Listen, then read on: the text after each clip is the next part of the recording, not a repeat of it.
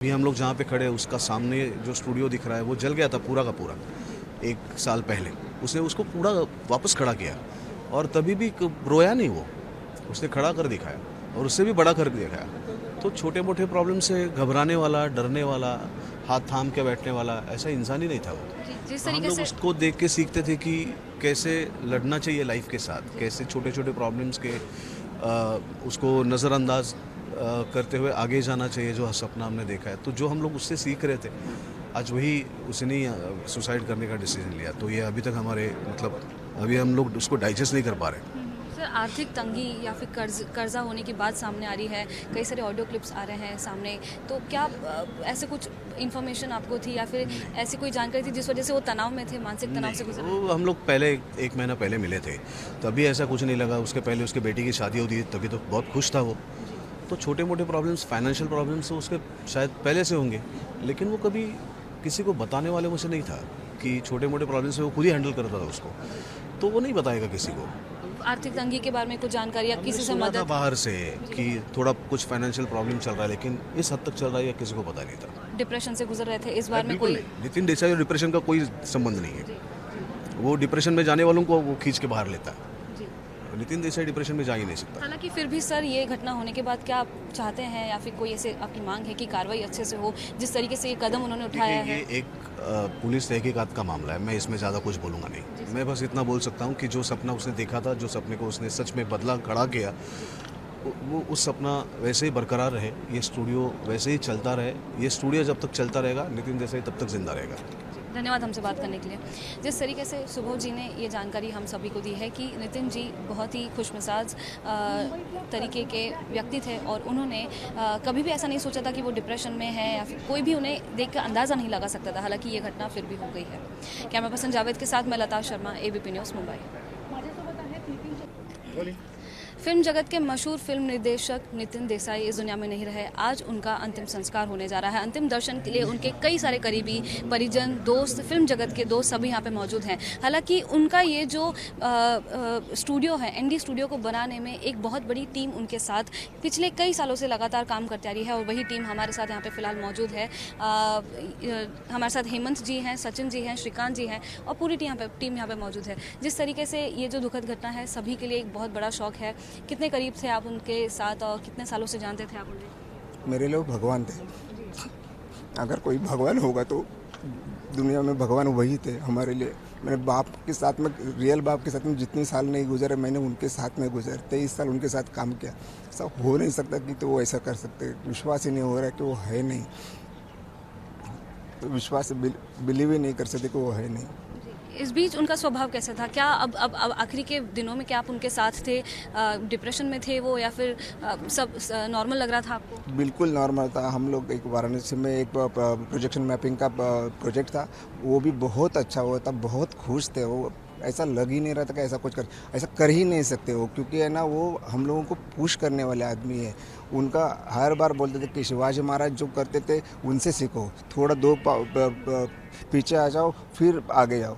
तो वो कभी ऐसा कर ही नहीं सकते कि वो ये सोच ही नहीं सकते, और कभी वो डिप्रेशन में तो थे ही नहीं वो। जी। सचिन जी, आपसे जानना चाहेंगे कि क्या जो उनका मानसिक स्थिति था वो ठीक नहीं था या बहुत टेंशन में रहते थे? ऐसे कुछ आपने आखिरी दिनों में उनसे नोटिस किया? आप कितने दिन उनके साथ थे? जैसे कि हम भली बातें जानते हैं कि लालबाग का काम जो चालू है और अभी फ़िलहाल में ही संडे को जो मीटिंग थी और दादा के साथ सब बातें हो रही थी कि आगे कैसे करना है, क्या करना है। और दादा वैसे नॉर्मली जैसे कैजुअली जैसे ऑर्डर आते हैं वैसे हम फॉलो करते थे पूरी टीम, और उसी तरह वैसे नॉर्मली थे दादा। कभी ऐसा लगा ही नहीं कि ये दादा कदम उठाएंगे। बस इसमें पुलिस भी इन्वॉल्व हो चुकी है। बताया जा रहा है कि कई सारे ऑडियो क्लिप्स मिले हैं, आर्थिक तंगी होने के कारण, कर्जा होने के कारण ये था। और कई सारे जो इसमें स्टाफ है वो भी कहीं ना कहीं खुश नहीं थे या फिर सैलरीज नहीं मिलती। ऐसी सारी बातें सामने आ रही हैं। इस बारे में आपका क्या मानना है? ऐसा कुछ भी था नहीं कि आर्थिक तंगी की। आप देख रहे इतना बड़ा एम्पायर एक आदमी ने, जो मराठी आदमी ने किया था, हो ही नहीं सकता कि पैसे के लिए ये सब कुछ हो सकता है। तो सवाल ही नहीं है पैसे का, इसमें पैसे का बिल्कुल सवाल यानी कि कर्जा नहीं था, आपका ये मानना है? कर्जे का सवाल नहीं, वो तो बड़े लोगों के ऊपर की बात है। लेकिन हमको जो पता है कि हमको जो पुश करने वाला है, हमको जो खड़ा करने वाला है ना, हमको जो पत्थर से जो मूर्ति बनाया ना, वैसा शिल्पकार था, तो ये था ही नहीं। और जो बाकी के स्टाफ हैं सारे सैलरीज वगैरह सही टाइम पे होता था, कभी कोई ऐसी दिक्कत नहीं आई? नहीं नहीं, ऐसी दिक्कत तो देखो छोटी मोटी चीज़ें होती रही, लेकिन ऐसी दिक्कत तो कभी नहीं थी। और सब लोग अच्छे से, क्योंकि देखो लालबाग जैसे काम करना है, बड़े बड़े बड़े जो वो उनका जो सपना था ना, लार्जर देन लाइफ था, वो इतना बड़ा सोचना कोई सोच ही नहीं सकता। वो सोचने वाले के साथ काम करना, यही बड़ी बात है। तो उनसे हमको उनको पैसा देना चाहिए एक्चुअली, कि हमको उनसे इतना चीज़ सीखने के लिए मिल रही है। जी, श्रीकांत जी भी हैं हमारे साथ। स्वभाव उनका कैसा था? क्या कभी ऐसे आपको लगा कि कुछ तकलीफ से गुजर रहे हैं, वो उनसे बात करनी चाहिए या फिर उनका दिल का हाल पूछना उनके चाहिए? जो भी दुख थे वो कभी किसी के सामने लाते नहीं थे। मतलब हमें तो एंड तक 2 दिन पहले मेरी बात हुई थी उनसे, तो उस दिन तक मुझे ऐसा लगा ही नहीं कि ऐसा कुछ होने वाला है। मतलब उनके चेहरे से ऐसा कभी मतलब ये नहीं हुआ, जी। और ये अचानक से ऐसे हो गया। क्या सर ऐसे कभी कुछ शक आया कि ब्लैकमेल कोई कर रहा है या फिर कोई प्रॉब्लम से है, आर्थिक तंगी है? प्रॉब्लम किसी के मतलब बताया। सामने जी। लाते ही नहीं थे। मतलब बहुत स्ट्रांग थे, और हम लोग को भी उन्होंने बहुत स्ट्रांग बनाया। वैसे मतलब ज़ीरो को हीरो बनाने वाले वही थे। मतलब मैं तो ज़ीरो बन के आया था, अभी पता कहाँ नहीं। से आए हैं आप सर? मैं यहीं का हूँ, महाराष्ट्र का, मुंबई में ही रहता हूँ। कितने साल से सर को जानते हैं आप? मैं 2007 से यहाँ पे काम कर रहा हूँ। जी। पहले आर्टिस्ट का काम किया, फिर उन्होंने मुझे आर्ट असिस्टेंट बनाया। जी। और अब उनके जाने के बाद आप लोग के लिए काफ़ी ये मुश्किल रहा होगा घड़ी की, अब आगे क्या करना है? स्टूडियो में क्या होगा, कौन संभालेगा, क्या होगा, क्या आप क्या सोच रहे हैं, क्या चाहते हैं आप? हम लोग चाहते हैं कि उनका जो सपना है कि ये स्टूडियो फिल्म के लिए चलना चाहिए, वही चलना चाहिए। इधर सिर्फ फिल्म होनी चाहिए। हाँ, उनका सपना हाँ पूरा दुनिया भर दिखना चाहिए कि स्टूडियो क्या होता है। अदरवाइज क्या ना, सेट बड़े बड़े लगते हैं लेकिन प्रिजर्व नहीं होते। उन्होंने सब प्रिजर्व किया और वो दुनिया के सामने आनी चाहिए। और यहाँ पे सिर्फ शूटिंग ही होनी चाहिए। उनका सपना है कि इधर शूटिंग होना चाहिए, वो शूटिंग ही होना चाहिए। वही उनके लिए ये होगी, श्रद्धांजलि होगी। कुछ और लोग भी हैं, उनसे बात करते हैं। कितने करीब थे आप उनके, क्या कहना चाहेंगे? मतलब मैं तो 2014 से इधर था। मैं भी पहले आर्टिस्ट था, बाद में दादा ने आर्ट असिस्टेंट बना दिया था। तो बहुत बहुत ज़्यादा स्ट्रांग थे। कभी ऐसे लगा नहीं टेंशन में है? नहीं नहीं, वो ऐसे मतलब नहीं लगता था कभी। सबको ये करते थे, मतलब मोटिवेट करते थे। हाँ, जिस तरीके से आप सुन रहे हैं कि उनका स्वभाव बिल्कुल भी ऐसा नहीं था। वो बहुत ही ज़्यादा स्ट्रॉन्ग मिजाज के थे, हमेशा लोगों को मोटिवेट करते थे। इस बीच ऐसी घटना हो जाना अपने आप में ही एक बहुत बड़ा शौक है, जो शौक सिर्फ उनके करीबी नहीं लेकिन पूरा फिल्म जगत अब फिलहाल फेस कर रहा है। कैमरा पर्सन जावेद के साथ मैं लता शर्मा, ABP न्यूज़ मुंबई। कला निर्देशक नितिन देसाई इस दुनिया में नहीं रहे। आज उनका अंतिम संस्कार होने जा रहा है, जहां उनके कई सारे दोस्त, परिजन, फिल्म जगत के करीबी सभी मौजूद हैं। इस बीच ABP न्यूज़ के साथ श्रीकांत देसाई जी हैं, जो कि नितिन देसाई जी के अंकल थे। सर, किस तरह से उनका स्वभाव था? अचानक से ये घटना हो गई, क्या कहना चाहेंगे? आप उनके इतने करीब थे, आप उनके अंकल थे। अभी नितिन जी का स्वभाव तो सबको एक साथ में लेके जाना, सबके साथ काम करना, वो बहुत ऐसा कि एक छोटे आदमी से लेके, फॉर एग्जांपल दैट मीन्स वो गार्डनर से लेके अगदी हाउस कीपिंग वालों के साथ में से भी वो लोग पूछते थे, अरे कैसा है, क्या है। ऐसा उनका बोलेगा तो from lower level to higher level सब लोग को एक साथ में लेके जाके काम करते थे। ऐसा उनका नेचर था। सर, इस बीच अचानक से आत्महत्या की बात सामने आई, आत्महत्या का मामला सामने आया। क्या वो टेंशन में थे, डिप्रेशन में थे? ऐसा कभी आपको लगा? अभी ऐसा कभी उसने ये नहीं किया कि महसूस करके दिया नहीं मेरे को उसने। और लास्ट मोमेंट जब भी मैं घर में था, तभी मेरे को रात को 9-9:15 बजे जो दिल्ली से आए, तभी मेरी उनके साथ एक बात हो गई उस रात कि हाँ, जब भी वो दिल्ली से आ रहे थे, तभी एक हम लोग मीटिंग करने का, सुबह 10 बजे का मीटिंग रखा था, उसके लिए जाने का था।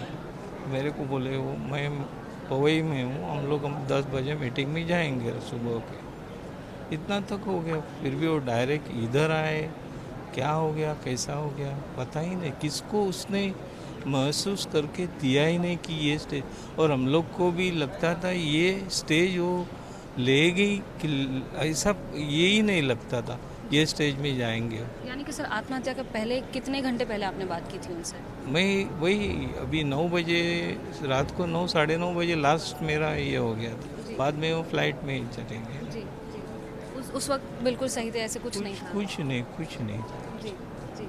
आर्थिक तंगी की सर बात सामने आ रही है, कर्जे की बात सामने आ रही है। इस बीच कई सारे ऑडियो क्लिप्स सामने आए हैं 10 से 11, जहाँ पे उन्होंने कुछ लोगों का नाम लिया है, कंपनी का नाम लिया है, तो बहुत चीज़ों से वो गुजर रहे थे, ऐसी बात सामने आ रही है। तो उसे किस तरह से देखते हैं? क्या कभी उन्होंने बताया कि आर्थिक तंगी से गुजर रहे हैं, टेंशन में हैं?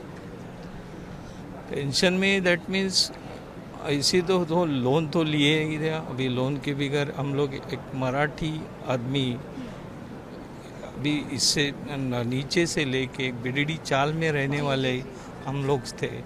तभी से उसके फादर थे, बैंक मैनेजर थे, उन्होंने सपोर्ट किया था, तभी बैंक लोन निकाल के दिया था। फिर भी वो लोन फटाफट क्लियर करना, ये करना, उसके फादर का भी उसको ये था। मगर अभी ये जो एडलवाइस से जो लोन लिया था जी। उसको तो बहुत 185 करोड़ का कुछ लोन लिया था, मगर उसमें से खाली अभी जो चैनल वाले दिखा रहे कि 250 करोड़ है, ये करोड़ है, वो करोड़, मगर जो रीपे किया उसके साथ बारे में कुछ कोई बात ही नहीं करते हैं। अभी तक उन्होंने 70-80 करोड़ का रिपेमेंट कर दिया है। जी।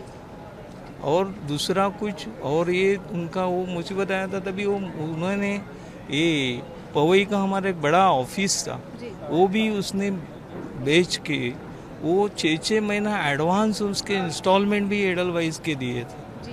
हाँ। अभी इतना बड़ा परसेंटेज लोन, दैट मीन्स 15% से वो लोग चार्ज करते थे, इतना हेवी इंटरेस्ट वो लोग चार्ज कर रहे थे।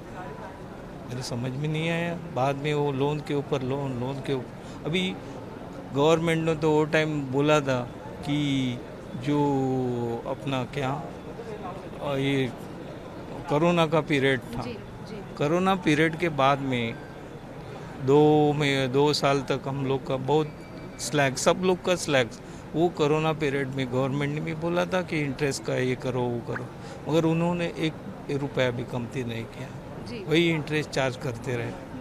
उसके वजह से उसका जो ये था अमाउंट बढ़ते जा रहा।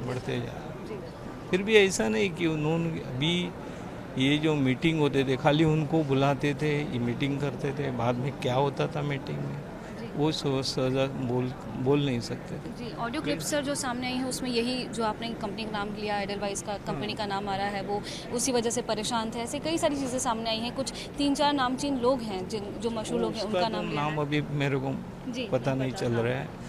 उन्होंने ऑडियो क्लिप में उसका सब डिटेल दे दिए उन्होंने, अभी वो कुछ मालूम। लेकिन सर क्या आपको लगता है आत्महत्या के लिए जिम्मेदार कंपनी है या फिर कोई और है? आपको क्या लगता है सर? अभी आप परिवार के हैं इसीलिए पूछ रही हूं।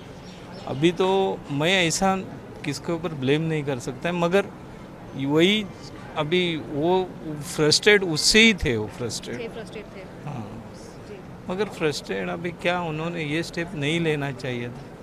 हम लोग उसमें से भी निकल सकते थे बाहर, पता नहीं, बहुत हैरेसमेंट, बहुत वो आईआरपी करके वो कोर्ट से थ्रू उसको एक नोटिस आया था। उन्होंने अभी वो आदमी उसका टॉर्चर करता था, हम लोग आ रहे, हम लोग उधर से ये लेके आएंगे, हमारे गार्ड लेके आएगा इधर, उसका हम लोग हाँ, ये कौन करता था?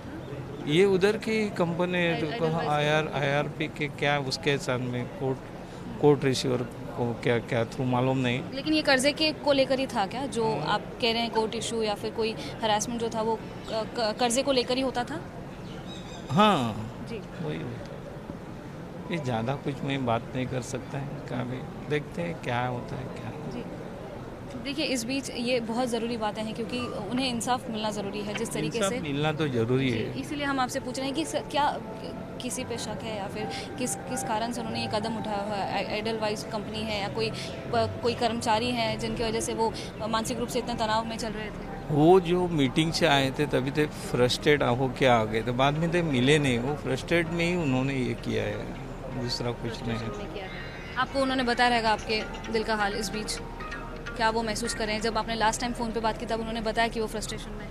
नहीं, ऐसा कुछ बताया नहीं। मेरा एक ये है कि वो फ्रस्ट्रेट होके ही उसने एक, नहीं तो ऐसा कुछ होने का सवाल ही नहीं आता। जी सर, जी। राज्य सरकार इस पे तहकीकात कर रही है जिस तरीके से आप देख रहे हैं, क्या आपकी कोई मांग है कि केंद्र सरकार भी करे, टीम इसमें ज़्यादा इन्वॉल्व हो? मेरा एक मांग यही है, उसको सही ये मिलना चाहिए, जो राज्य सरकार उसका सही उसको ये न्याय मिलना चाहिए, बस वही है। गवर्नमेंट ने अपने सही न्याय देना चाहिए, बस। आखिरी सवाल पूछना चाहूँगी, एनडी स्टूडियो जो है वो उनका सपना था, इनके जाने के बाद क्या देखते हैं इसे, किस तरह से होगा एनडी स्टूडियो? अभी देखते हैं क्या, हम लोग के अभी रिलेटिव्स है उसके घर के, हम लोग है, तो कैसा चलाने का वो बैठ के बात करके डिसीजन लेंगे। धन्यवाद सर, हमसे बात करने के लिए बहुत बहुत धन्यवाद। जिस तरीके से आपने सुना, श्रीकांत देसाई जो कि नितिन देसाई के अंकल हैं, उन्होंने कई बातें सामने कही हैं, एबीपी न्यूज़ को बताई हैं, खास करके कि 185 करोड़ का करीब उन्होंने लोन लिया था। इस बीच एडलवाइस कंपनी कहीं ना कहीं हरासमेंट उन्हें कर रही थी, इस बीच फ्रस्ट्रेशन में आके उन्होंने ये कदम उठाया हो सकता है, ऐसी जानकारी हमें यहाँ पर मिल रही है। कैमरा पर्सन जावेद के साथ मैं लता शर्मा, एबीपी न्यूज़ मुंबई।